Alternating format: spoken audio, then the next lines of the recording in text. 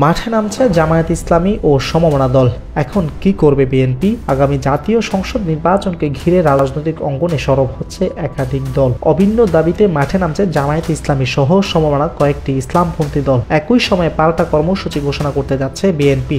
সংখ্যানুপাতিক পদ্ধতি বা পিআর চালু এবং জুলাই সনদের আইনি ভিত্তিতে নির্বাচন অনুষ্ঠানের দাবিতে বৃহস্পতিবার থেকে 3 দিনের কর্মসূচি শুরু করছে জামায়াত ইসলামী, ইসলামী আন্দোলন বাংলাদেশ ও খেলাফত মজলিসের 2 অংশ। প্রাথমিকভাবে ঢাকা সহ সারা দেশে বিক্ষোভ কর্মসূচি পালনের কথা জানিয়েছে তারা।